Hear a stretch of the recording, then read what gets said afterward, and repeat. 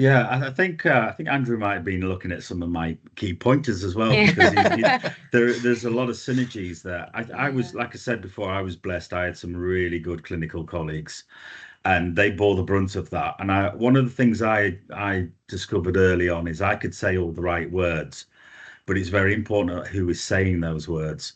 So when I got the clinical lead involved, when she was saying what I was saying, people listened more. So I think having senior clinical people, and if you can establish like a permanent clinical team for the project, like full time on there, they can really help on that because it is about listening to concerns, but I guess how can I address a clinical concern? Because I might not fully grasp what it is that they're doing. How, as a fellow clinician involved in that, can really grasp. And there were many times when it was explained to me in, I guess, dumbed down for me so I could understand what the actual impact of that meant.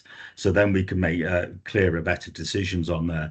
So really, again, back to that big eyes, big ears, small mouth, really listening to those concerns, and we had open forums, and they were clinically led.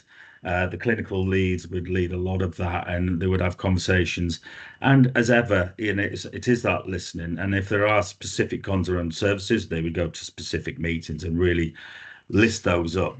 Of course, your governance, your project management highlights that because you've got your risks and you highlight these things. So potentially bringing in a new process might affect X, Y, and Z. Um, I think, again, it is a lot to ask for people, and it can be quite draining because it's constantly like that. So getting clinical champions and being able to sort of have a wealth of other people involved is a really good approach to have.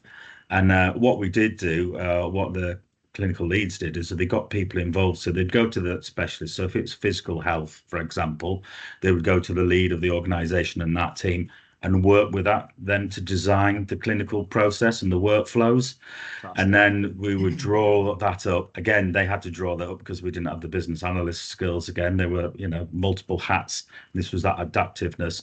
But then we'd feed that back, and then that would go to the clinical leadership for sign off.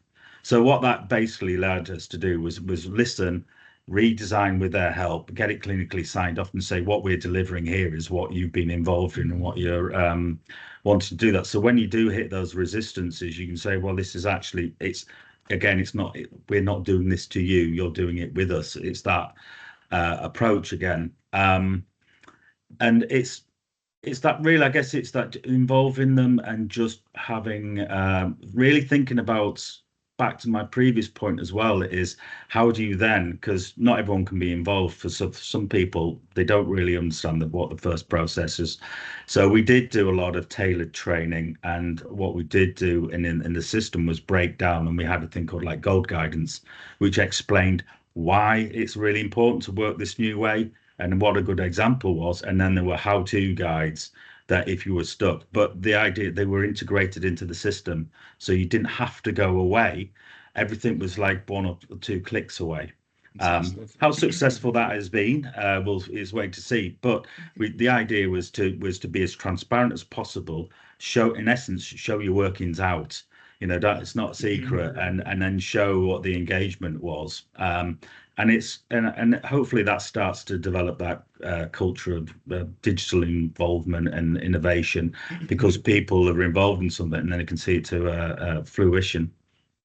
Yeah, Brilliant. brilliant. Thank you. And I think, both of you really highlighted there not only why clinical engagement is so important, but actually how to achieve it, which is, hopefully really insightful for everyone listening here today.